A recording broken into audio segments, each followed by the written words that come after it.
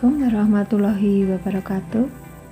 Selamat bertemu kembali anak-anak dengan Puput dalam mata pelajaran prakarya. Kita akan kembali belajar mengenai kerajinan dan pengolahan. Dua aspek itu yang akan kita pelajari dalam satu semester. Untuk awal semester ini, nanti kita akan memperdalam mengenai kerajinan. Sementara nanti setengah semester ke belakang kita akan memperdalam mengenai pengolahan. Kerajinan yang akan kita pelajari di kelas 8 yaitu kerajinan bahan lunak. Kalian tentu masih ingat pengertian bahan lunak. Bahan lunak adalah bahan yang bersifat lembut, empuk, dan mudah dibentuk. Dari pengertiannya, kita akan dapat membuat sebuah produk yang menarik dari bahan lunak. Maka dari itu nanti kita tertantang untuk dapat berkarya, saling bersaing untuk mendapatkan karya yang paling baik. Adapun tujuan pembelajaran di kerajinan bahan lunak adalah sebagai berikut. Tujuan pembelajaran 1. Menjelaskan prinsip kerajinan bahan lunak. 2. Menyebutkan manfaat kerajinan bahan lunak. 3. Menentukan kategori kerajinan bahan lunak. Kita akan jelaskan dari tujuan yang pertama, prinsip kerajinan bahan lunak. Ada 3 prinsip. Yang pertama adalah prinsip keterampilan tangan, yang kedua keterampilan teknik, yang ketiga kedaerahan atau tradisional. Apa yang dimaksud dengan prinsip keterampilan tangan?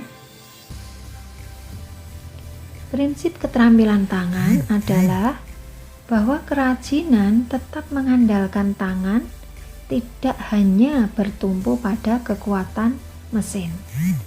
Karena karya kerajinan ini memang membutuhkan kemampuan, membutuhkan kerajinan, keterampilan tangan. Maka dari itu, prinsip keterampilan tangan ini menegaskan bahwa karya kerajinan tidak hanya dikerjakan dengan mesin. Yang kedua adalah prinsip keterampilan teknik. Apa yang dimaksud dengan prinsip keterampilan teknik? Yaitu produk kerajinan memiliki ciri khas tangan yang nampak detail dan rumit. Seperti halnya ukiran-ukiran yang ada di bahan lunak, ukiran pada sabun, ukiran pada gip. Ini membutuhkan tangan atau ciri khas dari tangan kita, sehingga bagian-bagian yang detail dan bagian-bagian yang rumit yang tidak dapat diselesaikan dengan mesin.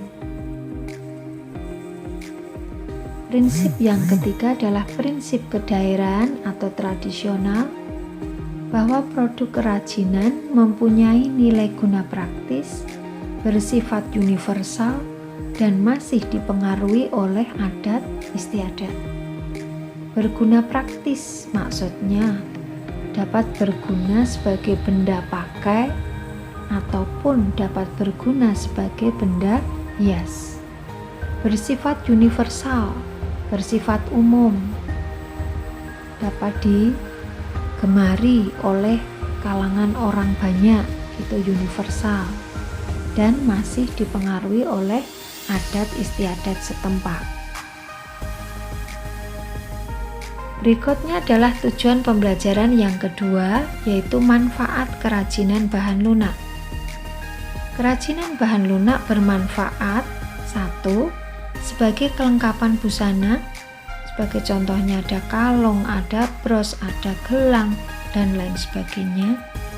Yang kedua sebagai kelengkapan suatu benda. Apa yang dimaksud dengan kelengkapan suatu benda? Contohnya tutup tempat tisu. Ada lagi galon yang ditutup dengan kain yang menarik, itu juga termasuk kelengkapan suatu benda. Ada lagi kulkas diberi taplak yang indah, ini juga termasuk kelengkapan suatu benda. Yang ketiga, kelengkapan rumah.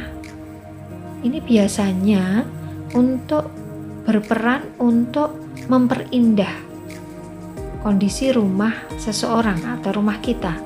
Sebagai contohnya, rumah kita kebetulan memiliki taman yang kita perhias atau kita lengkapi dengan beraneka ragam. Ada patung yang berupa kodok, ada lagi angsa, ada lagi wanita yang sedang memegang tempayan dan lain sebagainya. Itu kelengkapan rumah. Sementara yang keempat adalah kelengkapan ritual. Masih ada upacara-upacara adat yang dilaksanakan dengan menggunakan pelengkap-pelengkap tertentu. Sebagai contohnya lilin. Lilin ini seringkali digunakan untuk upacara-upacara adat. Berikutnya kita akan mempelajari mengenai kategori kerajinan bahan lunak. Ada 6 kategori. Yang pertama, bahan lunak atau karya kerajinan dari bahan lunak ini dapat menambah keindahan. Ini berarti berfungsi sebagai fungsi hias. Yang kedua, memberi khas pada benda. Yang ketiga, menjadi persyaratan pemakaian. Yang keempat, merupakan simbol kejayaan, simbol kemenangan dan lain sebagainya. Kemudian yang kelima, merupakan duplikasi, tiruan dari aslinya. Dan yang keenam, bagian dari sebuah karya seni. Ini kategori dari kerajinan bahan lunak. Nah, demikian anak-anak penjelasan sedikit mengenai kerajinan bahan lunak. Ada 3 tujuan yang sudah kita sampaikan. Ada prinsip, manfaat, dan kategori. Sekarang kerjakan latihan-latihan soalnya di dalam buku tulis khusus 1 buku untuk prakarya.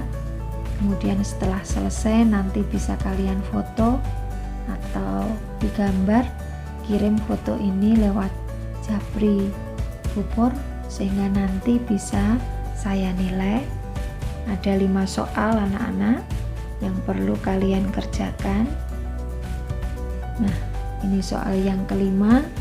Maka dari itu apabila ada ketidakjelasan penjelasan Bu Guru, kalian bisa bertanya melalui WA. Demikian penjelasan Bu Guru, kurang lebihnya mohon maaf. Saya akhiri. Wassalamualaikum warahmatullahi wabarakatuh.